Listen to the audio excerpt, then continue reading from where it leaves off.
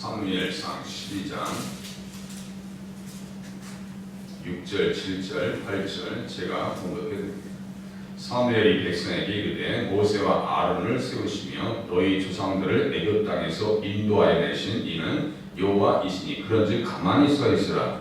여호와께서 너희와 너희 조상들에게 행하신 모든 공의로운 일에 대하여 내가 여호와 앞에서 너희와 담론하리라. 야곱이 애굽에 들어간 후 너희 조상들이 여호와께 부르짖음에 여호와께서 모세와 아론을 보내사 그 두 사람으로 너희 조상들을 애굽에서 인도해내어 이곳에 살게 하셨으나. 아멘. 1절에서 5절까지는 사무엘 자신의 사사 직분, 제사장 직분에 대해서 전혀 흠도 없고 점도 없이 사명을 잘 감당해 왔다는 사실에 대해서 이스라엘 백성들이 인정하고 또 하나님 앞에서 담대하게 이야기할 수 있는 사무엘의 모습을 볼 수가 있었습니다. 그렇게 한 이후에는 하나님께서 이스라엘을 출애굽한 이후부터 지금까지 하나님께서 언약하신 말씀을 이루시기 위해서 어떠한 선한 일을 하셨는가, 누구를 통해서 그러한 일들을 하셨는가, 역사적으로 다시 기억을 되돌려서 이스라엘 백성들의 사명이 얼마나 큰지를 또 깨닫게 합니다.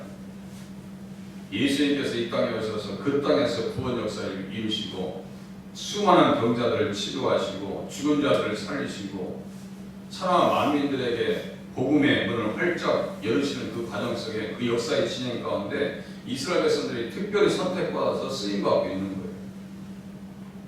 마태복음 1장의 그 족보는 하나님께서 어떻게 이스라엘 역사 가운데 간섭하셔서 그 역사를 진행해 오셨는가, 그리고 십자가의 구원 사건을 이루시기 위해서 어떠한 인물들을 하나님께서 어떠한 가문에서 어떠한 사람들에게 하나님의 일들을 맡기셨는가, 그리고 그 인물들 주변에 어떠한 사람들이 또 불칙하게 쓰임받고 있는가를 자세하게 기록해놓은 것이 바로 마태복음 1장이에요. 그것이 구원 역사의 장입니다. 하나도 역사가 딱 그 단절된 게 없어요. 만일에 우리 조상들 중에서 나에게 지금 생명이 오는 이 순간까지 하나의 딱 단절이 됐다라고 하면 우리의 생명은 없어요. 그건 인정하실 수 있죠. 똑같은 거예요. 예수님께서 이 땅에 오시는 과정 속에서 하나님께서 아브라함과 다윗의 자손으로 오시는 그 과정 속에서 어떠한 인물들이 쓰임받고 있는가를 지금 사무엘이 조명해주고 있는 거예요. 그리고 이스라엘 백성들의 사명이 얼마나 큰데 하나님을 어떻게 잊어버리고 하나님을 대적해서 살 수 있느냐라고 지금 책망하면서 하나님께서 기도함을 통해서 우리와 피를 보내주시는 그러한 현상들을 지금 사무엘이 지금 보여주고 있습니다. 예수 잘 믿어야지. 예수님 오시는 때까지 이스라엘 백성들의 사명이 무엇인지 또다시 일깨워집니다. 그 과정 속에서 가장 위대했던 인물이 누구예요? 지금 사무엘이 백성에게 이르되 모세와 아론을 세우셨다. 모세와 아론을 딱 거들먹거립니다. 모세와 아론을. 모세를 얘기할 때 항상 무슨 말씀을 드렸어요? 예수님을 생각하시는다고 말씀드렸죠. 모세가 곧 내게 대하여 기록하였습니다. 휘장은 곧 그리스도라. 저의 육체다. 하늘에서 보여준 식양대로 만들어라. 모세에게 하나님께서 말씀하셨어요. 휘장, 지성소와 성소를 가리고 있는 휘장은 곧 저의 육체라. 마태복음 27장 보세요. 예수님께서 운명하실 때 휘장이 어디서부터요? 위로부터 아래로 쫙 찢어집니다. 히브리서 10장 22절 정해보니까 휘장은 곧 저의 육체요 우리에게 살 길을 열어주셨다. 하늘의 지성소가 열리게 되었다. 그러니까 모세가 그것을 휘장을 만들으라고 할 때 성령 충만한 사람들이 그것들을 만들고요. 하나님 앞에 일할 수 있는 사람들, 달란트가 있는 사람들 그걸 만드는 거예요. 제가 보니까 뜨개질도요. 아무나 하는 게 아니더라고요. 저한테 하라고 뭐겠어요? 세상 쓰러이지. 근데 또 그게 재밌어서 하시는 거 뜨개질 하는 방법 보세요. 그러면 그냥 그게 재밌어서 요새 또 남자들도 하시더라고. 남자들도 하늘이 집에 있으니까. 그것도 은사가 있어야 하는 거죠. 달란트가 있어야 하는 거죠. 휘장을 만들 때 그 두꺼운 천으로 휘장은 또 무슨 색깔이 들어간다 했어요? 홍색 실이 들어간다 했죠. 나는 벌레요 사람이 아니라고 할 때 그 벌레가 홍색실의 염료입니다. 그런 것들을 보면요, 신기하다고요. 다윗이 그것을 그 벌레를 얘기할 때 무엇을 지금 염두에 두고 있는 거예요? 예수님의 피를 염두에 두고 있는 거예요. 그 지금 다윗이 지금 나타나는 그 엄청난 이 과도기 속에서 누가 같은 게 사무엘이 지금 그 역할을 하고 있는 거예요. 사무엘이 그런 조명이 없었더라면 다윗의 그런 엄청난 그 시편이라는 것이 나올 수 있겠는가 하는 생각이 드세요. 그런데 이런 것이 이스라엘 백성들에게는 너무 기본 베이스로 깔려 있는데 우리가 지금 그들에게는 너무나 당연한 사실이에요. 그런데 우리가 이방인인 우리들이 성경을 읽을 때는 그걸 이해하기가 정말 쉽지 않다 이거예요. 그렇게 성경을 그렇게 훈련을 많이 해보지 않았고요. 자, 이거 한번 생각하면 그런 생각이 왔어요. 토박이 있죠? 토박이 예전에 보면 그 비유가 참 앞뒤가 안 맞을 수 있어요. 저희 어렸을 때는 까만 돼지 있었죠? 지둥이 짧은 거. 그게 지금 씨가 말랐어요. 지금 그거 만약에 씨를 보존했었더라면요, 그 사람은 떼부자 됐습니다. 뭐 검은 돼지라고 해도 보면 햄프셔에다가 까만 색깔 털만 나는 거지 흑돼지가 없어요. 제가 볼 때는 인정할 수가 없어요. 제가 봐도 어렸을 때 까만 돼지 보신 분들은 아시죠? 지둥이 짧고 조그매가지고 그러니까 상품 가치가 없으니까 다 없어버렸는데 지금 보니까 그게 진짜예요. 이스라엘 백성들의 그 토속 신앙에서는 그 깊은 신앙의 내면 속에서는 모세가 가르쳤던 예수 그리스도에 대한 말씀에 대해서는요, 이런 내용들이 기본 베이스에 깔려 있었는데 성경을 연구하고 몇천 년이 지난 사람들이 이것을 구약을 볼 때는 그것을 찾아내기가 쉽지 않더라. 휘장은 곧 저의 육체라고 했어요. 모세가 그렇게 휘장을 만들 때 그것을 가르치지 않았겠냐고요. 그거 알면서 그거 지시하고 가르쳐 주죠. 6월절 어린 양 곧 그리스도께서 희생되셨느니라. 고린도전서 5장 7절에요. 그 6월절 어린 양도 뼈를 꺾지 말라고 했어요. 모세가 그걸 모르고 그걸 써놨겠냐고요. 아침 3시, 저녁 9시. 무슨 얘기냐면 아침 9시, 오후 3시 항상 3번제를 드렸어요. 무엇을요? 어린 양을 드렸습니다. 아침, 오전 9시, 지금 저 성경에 보면 3시에요. 369라고 있어요. 3시에 예수님께서 십자가에 달리시고 제9시에 십자가에서 운명하십니다.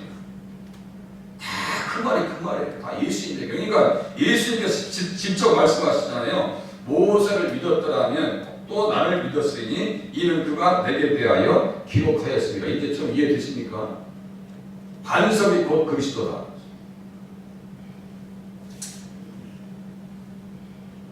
누가복음 24장 44절 내가 너희와 함께 있을 때에 너희에게 말했다. 내가 너희와 함께 있을 때 너희에게 말했다. 그러니까 3년 동안 무엇을 가르치시냐면 예수님께서 가르쳐주신 그 교과서 그 필수 과목이 뭐냐면요.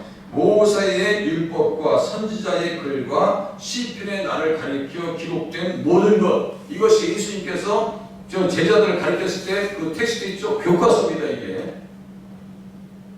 모세 율법을 통해서 예수님께서 누구에 대해서 얘기하셨는데요? 예수님 당신에 대해서 말씀하셨어요. 그러니까 지금 본문에 모세에 대한 언급을 해요. 모세와 아론을 세우시며 라고 하는 것은 누구를 가르치시려고? 이스라엘 백성들에게 예수님을 가르치시려고 모세와 아론을 세우신 거예요.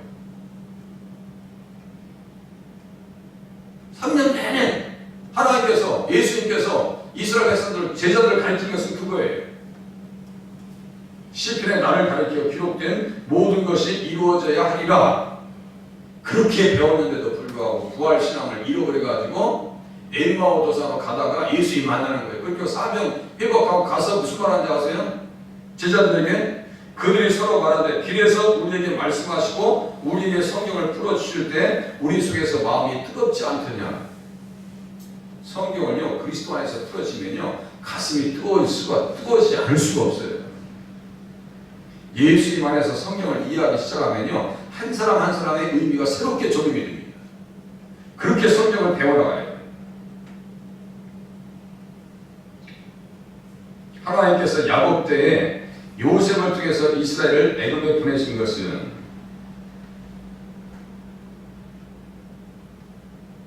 모세와 아론을 보내셨고 또 조상 너희 조상들을 애굽 땅에서 인도하여 내신 이는 여호와시니 너희 조상들을 애굽 땅에서 인도하여 내신 이는 여호와시니.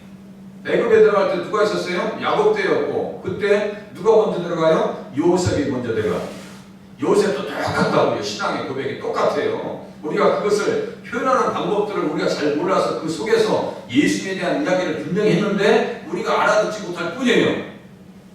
그래서 3년 동안 예수님께서 제자들에게 모세와 선지자의 글과 시편에 나를 가리켜 기록된 모든 것 3년 동안 가르쳐 주셨으니까 이 사람들이 성령 받은 이후에는요, 성령께서 어떻게 하세요? 그가 내게 대하여 증거하리라. 그가 내게 대하여 증거하리라. 그죠? 딴 얘기 한 게 아니에요. 이 사람들이 구약에 있는 성경 가지고 종의 노래, 제가 3주 동안 말씀드렸어요. 종의 노래 이사야의 노래를 통해서 성들이 그의 교훈을 앙망하리라. 표현만 달라요. 성들이라고 하는 것은 누구라고 했어요? 이방인이라고 했어요. 그 이방인을 창세기 12장 3절에는 어떻게 썼는데 모든 족속이 너로 말미암아 복을 받으리라. 표현만 달라요. 이사야는 성들이라고 했고 마태는 이방인이라고 썼어요. 그것을 번역해서 깨닫고 알아서 누구에게 배워서요? 예수님에게 배워서. 표현만 다른데 그 속에서 우리가 어떻게 예수님 믿으라고 하는 표현을 우리가 이해하지 못했을 뿐이에요. 그것을 이제 하나하나 배우면서 이해를 하셔야 됩니다. 그러면요, 구약을 읽을 때나 신약을 읽을 때나 똑같아요, 말씀이. 그것을 계속 율법을 지키라고 해요. 성들이 그 교훈을 앙망이라고 할 때 그 교훈이라고 하는 것은 문자적으로 뭐라고 했어요? 율법이라고 했어요. 그게 뭐냐면 토라입니다. 토라. 그래서 율법은 뭐냐? 율법은 뭐냐면요, 예수님을 믿는 믿음을 담는 그릇과 똑같다고 했어요. 율법은 믿음을 담는 그릇이에요. 그러니까 율법을 안 지키면 안 되는 거예요. 지금도 반드시 율법을 지켜야 됩니다. 그 중에서 어떤 법이요? 도덕법을 반드시 지켜야 됩니다. 도덕법을 지켜야 돼요. 근데 지금 율법이라고 하면 또 구약처럼 또 양을 잡고 피를 흘리는가 보지. 그게 아니라고요. 그 의식법은 예수님의 십자가 이후에는 없어진 거예요. 그러니까 예수님 십자가 이후에 무슨 양을 잡고 그래요. 그런 거 안 해요.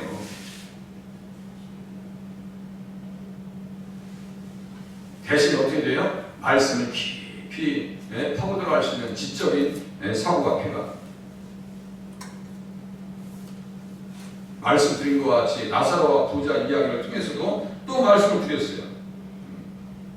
그 얘기가 죽은 뒤에 가서 음부가 있으니까 세상에 나사로는 낙원에서 있어요. 그런데 음부가 부자에서 그 예수님 말씀입니다. 불꽃 가운데 고민하는데 주님, 나사로를 살려서 내 형제 5이 있는데 가서 좀 예수 믿게 하면 좋겠습니다. 이곳에 안 왔으면 좋겠어요. 그러니까 그때 똑같은 답을 주십니다. 이르되 모세와 선지자들에게 들어야 된다. 모세와 선지자들에게 들어야 돼. 누가복음 16장 31절에요. 모세와 선지자들에게 들어야 돼. 무엇을 들어야 되는 거예요? 그 속에 기록된 예수 그리스도에 대한 복음을 듣지 않으면 절대로 구원받지 못한다는 거예요.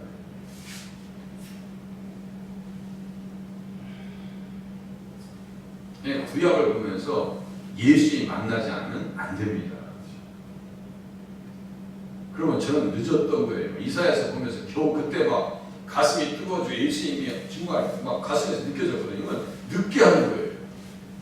아예 지금 창세기부터 예수로 충만하다고요. 모세하면 무조건 누굴 먼저 생각하셔야 돼요? 예수 먼저 생각하셔야 돼요. 아브라함도 똑같아요. 다. 아브라함과 이삭과 야곱의 하나님이라고 하면은 예수님의 부활을 얘기하는 거예요. 마태복음 22장 23절 21절인가 또 나와요. 그게. 계속 사두개인들과 얘기하면서 형제 7 있는데 처음에 부인을 낳았는데 또 누가 부인 되는 겁니까 하면서 얘기하면서 너희들이 부활을 왜 했어? 하나님은 산자의 하나님인데 아브라함과 이삭과 야곱의 하나님, 산자의 하나님이고 부활하게 하시는 하나님이야 라고 예수님께서 친히 그 말씀을 얘기해요. 그러면 또 보세요. 모세가 출애굽기 3장 6절 그 말씀을 쓸 때 예수님의 부활에 대해서 알고 썼겠어요? 모르고 썼겠어요? 알고 쓰는 거예요. 다 알았으니까 쓰는 거죠. 그런데 우리는 그것을 읽을 때는 예수님의 부활, 우리의 부활에 대해서 생각을 할 수가 없을 정도로 그 말씀을 멀리 떨어져 있기 때문에 몰라요. 그런데 신약 성경과 구약 성경을 딱 이렇게 붙여놓으면 예수님께서 해설하신 거 몇 군데만 이렇게 붙여놓으면요, 야, 이게 예수님 부활에 대한 말씀이에요. 그러니까 출애굽기 3장은 부활장이에요. 그걸 완벽하게 이해한 다윗은 시편 16장에 또 예수님의 부활 플러스 자기의 부활에 대한 확신을 또 얘기해요. 성경이 그렇다고. 그러니까 지금 구원 역사의 신앙을 지금 반주.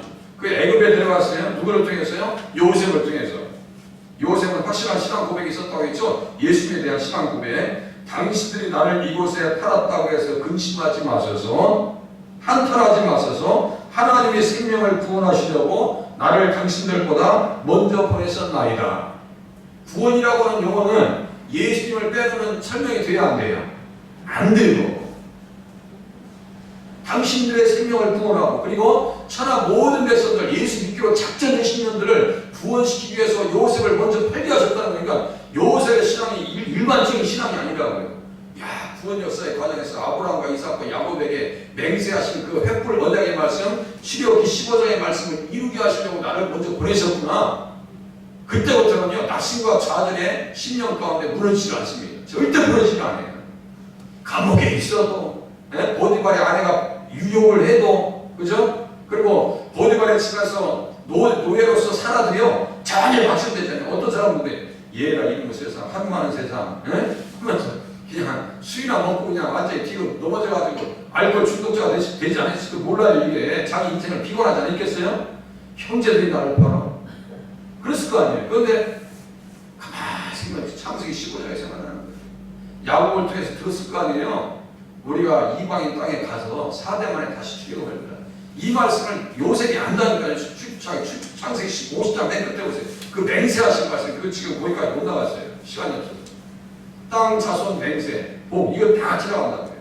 아브라함과 맹세를 쭉 쫓아가잖아요. 땅이 연결되고 거기에 자손까지 연결됩니다. 그러니까 정신 똑바로 차리고 예수 믿으라는 거예요. 지금 아몬 족속에 쳐들어오는데 왕을 구해? 쳐들어오는 입장에서도 왕을 구했다 이거죠. 지금 사무엘이 하나님의 입장에서 지금 가리키면서 천도수에 들려주면서 정신 똑바로 차리라고 지금 내려면서 얘기합니다. 하나님 잊어버리면 안 된다. 구약 성경은 구구절절에 기록된 예수님을 깨달을 수 있는 지각을 단하고 기도하셔야 되고요. 구약 성경을 읽으면서도 예수님 만나셔야 됩니다. 기도하시겠습니다.